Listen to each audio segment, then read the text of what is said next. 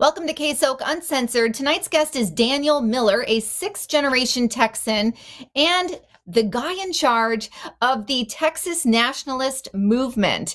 That is so interesting to me. I've been doing some deep diving into what this movement is all about. We will have Daniel in here shortly to talk to us about it. And actually, let's just dive right in. Daniel, I am super curious what you have to say to those naysayers out there who feel that seceding from the Union is a pipe dream.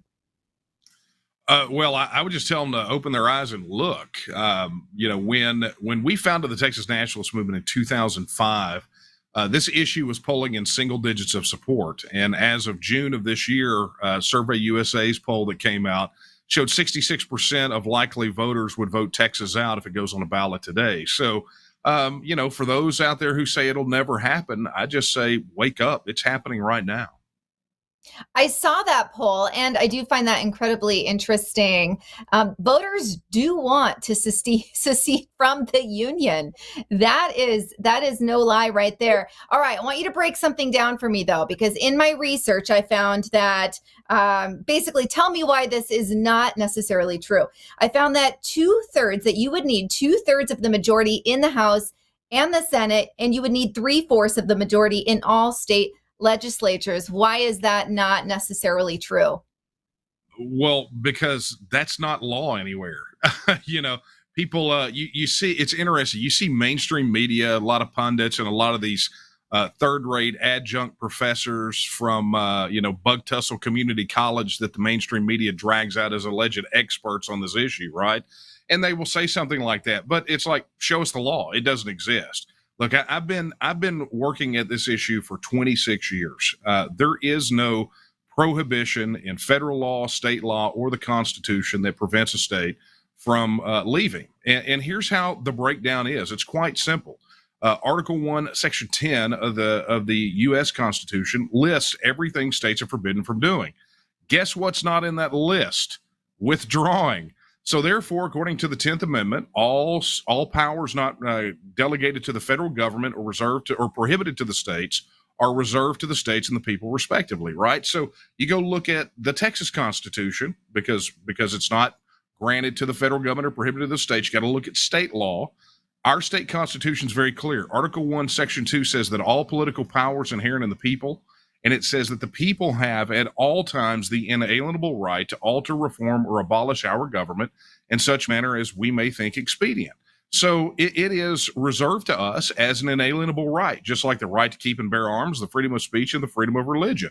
And so even if there was a federal law, even if there was a Supreme Court precedent that held any water, the fact of the matter is there's not, but even if there was, it's a reserved, inalienable right. And the last time I checked, government does not trump God when it comes to our personal rights. I love it. I love it. It's so much. And I can tell that you are very passionate about this. I know you've been working on this since 96. I mean, thinking back to 96, I was listening to Nirvana freshman year in high school. What drove you to get involved way back then? I'll tell you, really, it was a combination of two things. Number one, I was a super diehard activist patriot in my late teens, early 20s. And, all the focus was on all things federal. And one thing that became abundantly clear in those years was that the federal government was unfixable, right? I mean, even back in the 1990s, it became very clear that government was way outside of its box and that there was no putting that genie back in the bottle. And so I was pretty dejected. I'm not going to lie. It was a very frustrating exercise, probably the way a lot of people felt a couple of Novembers back, right? So this idea of Texas becoming a self-governing independent nation was presented. I didn't immediately dismiss it because I had read this book right about the same time called Global Paradox by John Nesbitt. And one of the things that he pointed out was that at the end of World War II, there were roughly 54 recognized fully sovereign countries around the world. And by the time of that book's release in the mid-90s, there were 192. And those countries didn't fall from space. The earth didn't get any bigger. They were people just like us who believed that the best people to govern them just happened to be them. And so when you look at this concept of independence, you find out how it tracks with the founders and the framers of the United States, especially the founders of the Republic of Texas back in 1836. And you realize that not only does it, it does it track with what happened then, but it's also a global trend of people reclaiming their right of self-government. And so ultimately, for me, it became the most pragmatic, the most attractive choice that provided the best opportunity to create a future and a safe haven for the principles that we believe in so strongly. And I crossed on August 24th, 1996, that proverbial line in the sand, and have been working for independence ever since. Oh, I love that so much. And I live in the state of Oregon. And though this is different, it's along the same lines. 8 counties in 2021 were actually agreeing to have it on the ballot to become part of Greater Idaho. And so, though it has not taken off, more and more counties become interested in the state of Oregon, conservative counties that do not align with Portland, Eugene, and Salem's ideals. They want to become part of Idaho. Unfortunately, I don't live in that part of Oregon. I'm like, wait, what about me? But and Oregon's not the only other one. We saw, gosh, was it back in 2017? We saw, let's see here. Maryland. In Maryland, people don't realize there's a lot of conservative folks in the state of Maryland. And actually, a number of counties, they were working towards becoming part of West Virginia. Same reason. They just don't agree with the bigger cities like Baltimore with how they are running things. So, talk to me Right. about what is driving Texans. You say 66%. What is driving Texans to want to secede from the Union? Well, look, there are a lot of reasons, but let me just kind of touch on what you were just talking about, which was these. I refer to them as the county reshuffling or the 51st state movements. Those are going on all over the United States right now, much like there are movements like ours to withdraw entire states, like the movement in California, the one in New Hampshire, Vermont. There's a fledgling movement that's founded in Florida. But also, you see it south of us in the 9 northern Mexican states wanting to withdraw from Mexico, or Alberta wanting to withdraw from Canada. So, all of that essentially tracks to the fact that these borders that we think exist right now are not really permanent. They're political arrangements, effectively, and it's all underwritten and supported by the right of self-government. And at the moment that people like those folks in Oregon, or the people in upstate New York, or any of these others, decide that they're not being represented, that government doesn't represent them, they have every right to want to have a government that reflects who they are. That being No, said, uh, Oh, well, I was going to say, that being said, what's happening here in Texas is really being pushed by a lot of different factors, right? I mean, obviously, the invasion on the southern border is one of the biggest motivators. For almost 20 years now, the border and immigration have polled as the top concern for Texas voters. And yet that situation has only gotten worse year after year after year, to the point now that, in this last 12-month period, we're at 2.2 million. And that's not including the probably 800,000 to a million gotaways that will never get called, that will never get accounted for. Then you get into situations like the fact that year after year Texans overpay anywhere from 103 to 160 billion dollars annually into the federal system. That's a big chunk out of our economy, a big chunk out of our budget. So, at the end of the day, Kristen, the bottom line is Texans are just sick and tired of being governed by 180,000 pages of federal laws, rules, and regulations administered by 440 separate and incompetent federal agencies and 2.5 million unelected bureaucrats. At the end of the day, we believe that the best people to govern Texas just happen to be Texans.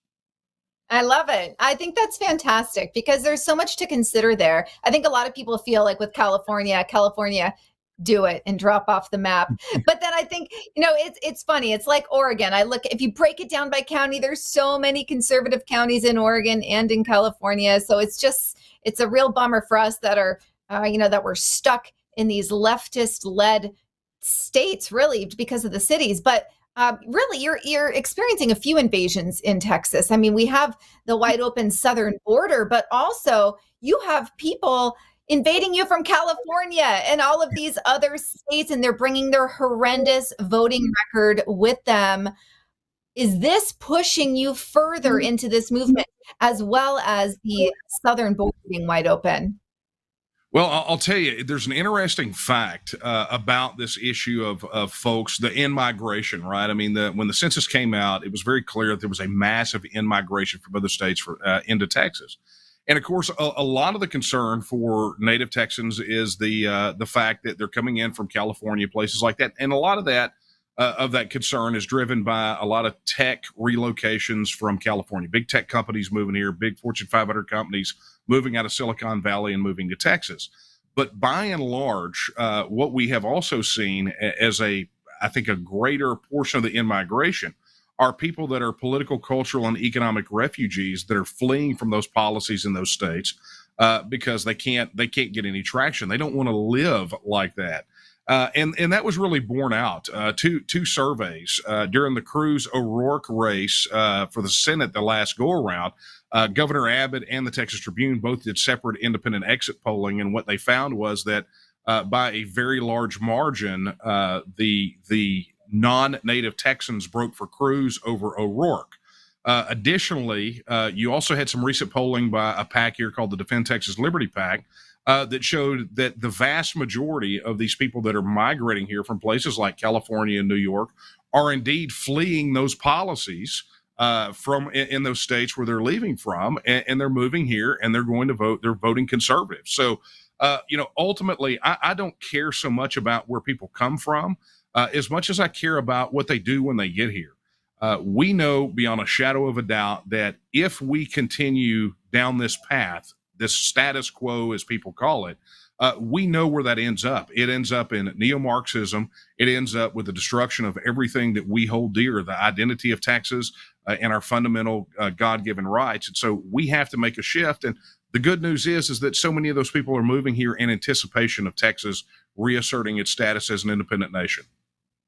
Oh, that is exciting stuff. I'd like to jump on board. Too bad I can't move. I have a lot of family in Texas. And you know what? Now that we've had this conversation, I'm a little more well versed on the issue. I want to gather their opinion because I do find it really interesting. And as much as you see the negative criticism towards it, like, that's never going to happen, it sounds like it could potentially really come to fruition.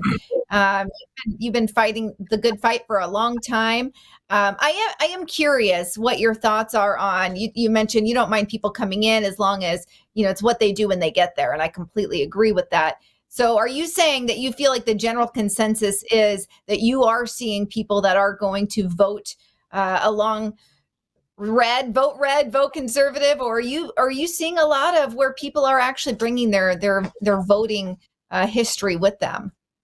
No, and that's what I was alluding to earlier. With that exit polling during the O'Rourke and Cruz race for the Senate, this recent survey by the Defend Texas Liberty PAC.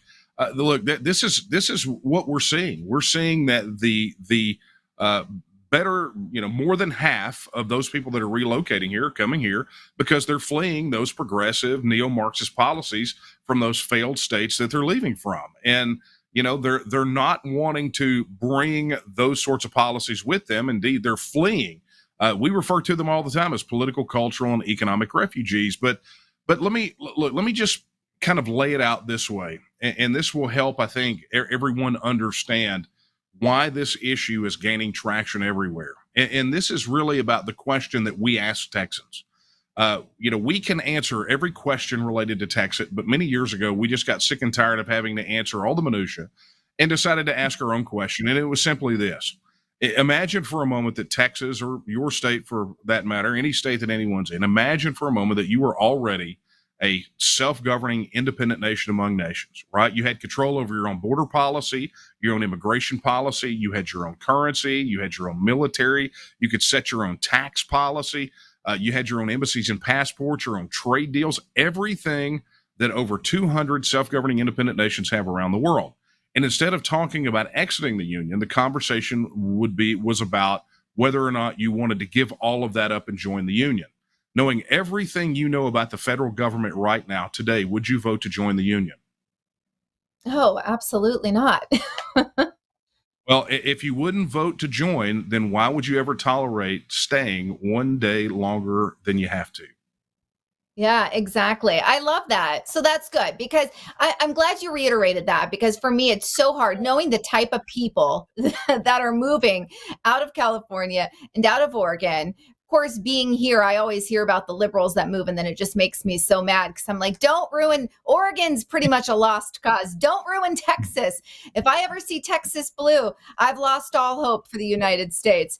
And, but sounds like you're based on what you're talking about, sounds like we have some folks that are actually waking up and they moved there for the right reasons and they are going to vote the right way. And I sure hope that to be true. How do you feel November's going to look here? We're less than 50 days out from from general. How are you feeling? Well, for us, here in Texas, I mean, it's the field is pretty well set. I think that the races at the top of the ballot are going to be a little tighter than we would like. But ultimately, as Texas nationalists that are working to get a referendum bill passed so that Texans can have a Brexit style vote on the issue, we're anticipating not really the election in November, but pre-filing for bills in the legislature.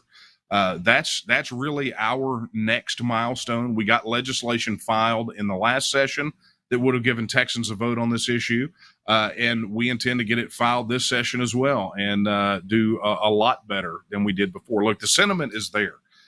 Whatever happens in November here in Texas, we're pretty well locked in. We will have very likely, I don't think there's really any kind of risk, but every statewide elected office will be will be Republicans. The Republicans will have a majority in both houses of the Texas legislature. But ultimately, for us, it's not about having Republicans in offices. It's about having representatives that swore an oath to uphold our rights under Article 1, Section 2 of the Texas Constitution, recognizing and embracing that right and understanding that the people of Texas, regardless of how the individual elected official feels, the people of Texas simply want to vote on the issue, period.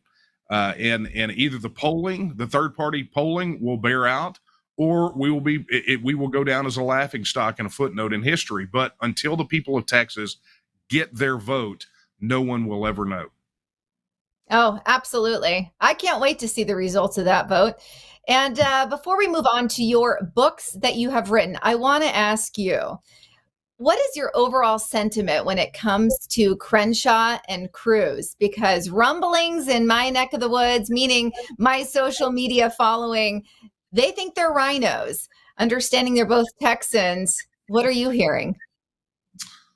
I'm no fan of Dan Crenshaw. And look, I hear that rumbling a lot. We're at a point right now where the idea of the country club Republican, that non ideological Republican is not setting well with the base, and I think it's one of the reasons that many of the Republicans that are running in these elections right now, why they had so many problems in the primaries, and why they're having problems energizing the base for the general. Depending on the polling that you look at, Greg Abbott is only in a single digit lead over Beto O'Rourke with enough undecideds to make the difference. And the reason being is after the COVID lockdowns and the lengthy, real, lack of serious action on the border, Greg Abbott elicits the kind of excitement generally reserved for a tax audit or a colonoscopy.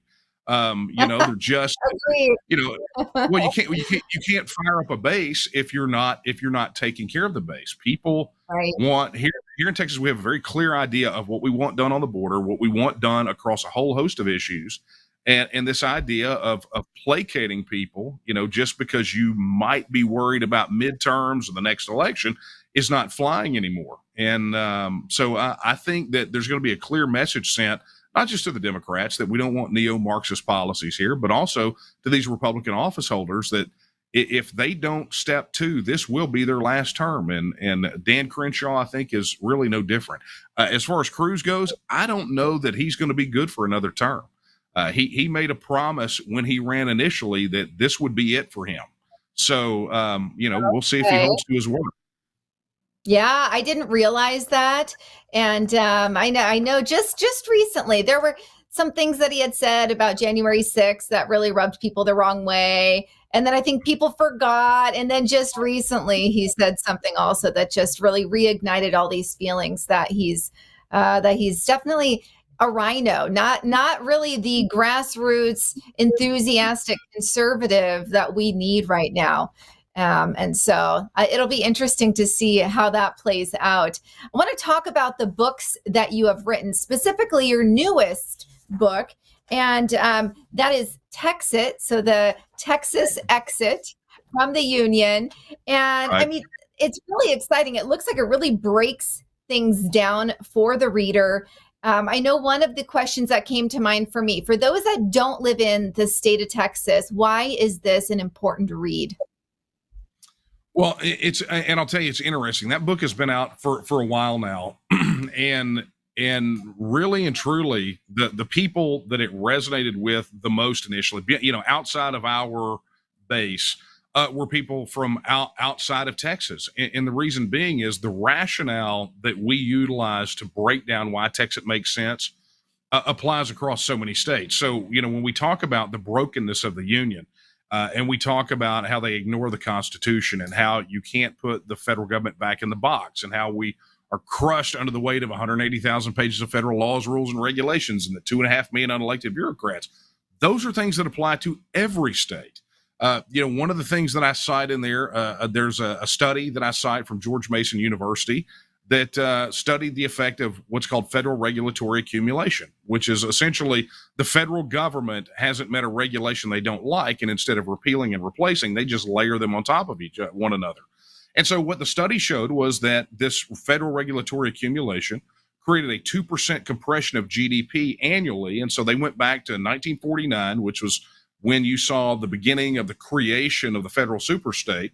And what their conclusion was quite simple. They said, in the absence of federal regulatory accumulation, that all of us would be about 600% richer. We would all be about 600% wealthier because federal regulatory accumulation eats about 85% of our take-home pay that we should be getting. So, you couple that. You couple that with all of these other issues, you realize they apply to every state across the board, not just Texas. And anyone in any state can identify with these challenges and begin to make their own case for why self-government is the best course of action for them. Yeah, I love that. You know what? Earlier, when you were breaking down what it would be like if Texas was its own entity, in a sense, it really made me think about the fact that when I used to manage, I was a bank manager for a long time. My boss would say, manage this like it's your own sole prop, right? You have this autonomy, you have this buy in. It really is what it's like to manage your own business versus thinking of it as just a little arm off of a mega corporation. And so I feel like states, we would be so much more invested in our local economies, our local communities, and the list goes on if we were actually operating on a smaller scale and a scale where our actions had a larger impact. Well, see, and you've hit on the biggest benefit right there, right? People talk about how bad their governments are in their states or their counties or their municipalities or their school districts or whatever it is. And I just encourage them to go do this exercise. I said, go down, talk to 100 people, ask them who the Speaker of the House is. And out of the ones, if you can get a substantial number to even know the answer to the question, the vast majority, if not all of them, will answer Nancy Pelosi. Almost none of them would lead off by naming the Speaker of the House for your particular state. And the reason being is the federal government is such a circus, they suck all the oxygen out of the room. So, you when people are focused on Washington District of Criminals, what's happening is the bad actors are skating by at the local level, at the state level, at the county level. And so you remove that sideshow, that federal sideshow, and what happens is now the highest level that any of these electeds can get to is in your state. And now there's no more 24-hour news cycle distracting us from what's happening. Amen. And and they can't get by with what they get by with. It's you look at turnouts for municipal races, not just here in Texas, but everywhere, and they're abysmal. And the reason being is everyone is fixated on the federal system. So you want good government in your backyard, get the federal government out of the picture, and you'll get it.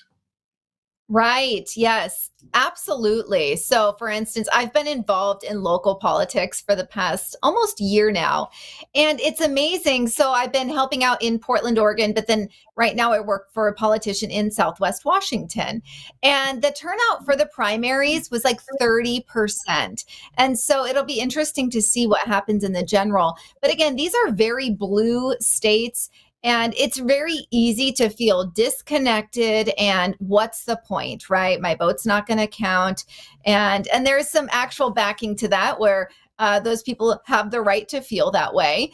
But at the same time, there's a very large disconnect at the local level. And you're spot on with the Nancy Pelosi thing. As soon as you said Speaker of the House, that's who came to my mind.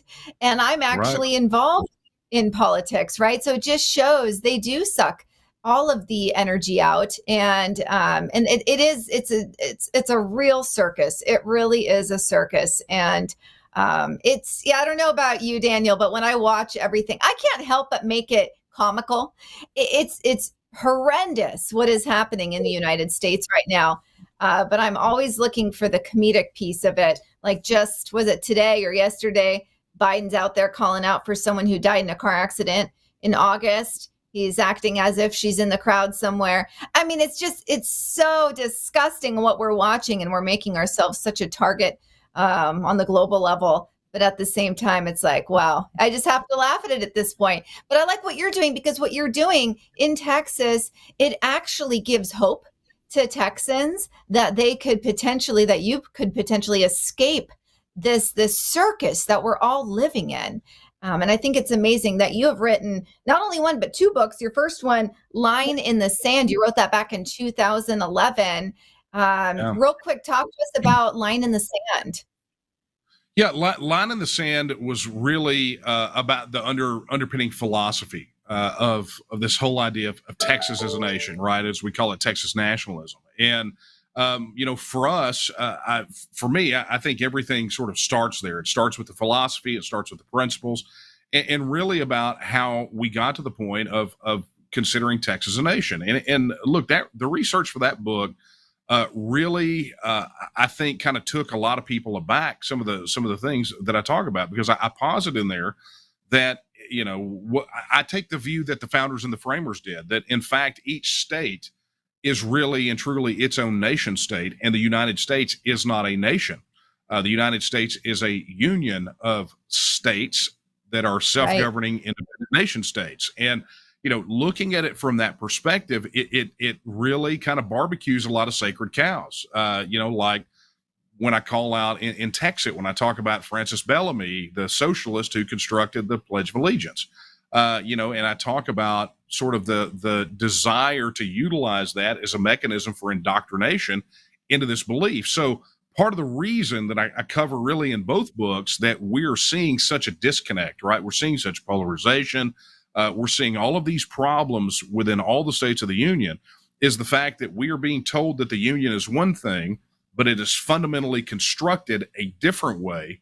And there is always going to be that tug. And until this really resolves out, we better buckle up because it's going to be a lot more friction. In fact, the idea that the states would stand up and reclaim their right of self-government could help us avoid a catastrophe down the road. Excellent. I think both books are a good read.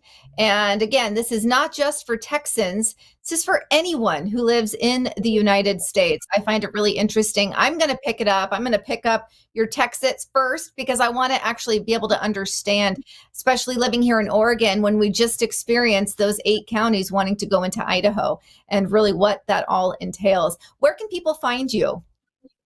Sure. I would recommend if anyone has any questions about Texas, either pick up the book or go to our website at texitnow.org. It's the website that we have set up. Our organization, by the way, is the Texas Nationalist Movement. Outside of the Republican and Democrat parties, we're the single largest political advocacy organization in the state. And the Texit Now website is the site that we launched to to provide answers to the 100 most asked questions about the Texit issue. Is it constitutional? Is it legal? What happens to the military? What happens to Social Security? Even down to what happens to my professional sports team. I am not kidding. It's covered. It's covered there, but it provides also a jumping off point too for those that want to learn more, but also want to get involved. And so we encourage everyone: go check it out, get your questions answered, and then if you're in Texas, join with us. But if you're not in Texas, your two options: move here or get inspired by us and do in your state what we are doing here. I love it. Thank you for what you're doing. It gives people hope. And I appreciate you fighting the good fight since what, 96. That's amazing. All right. Yeah. Thank you for coming on. Everyone, thank you for tuning in. And we will see you next Thursday, every Thursday, 5 p.m. Pacific, 8 Eastern. Have a good night.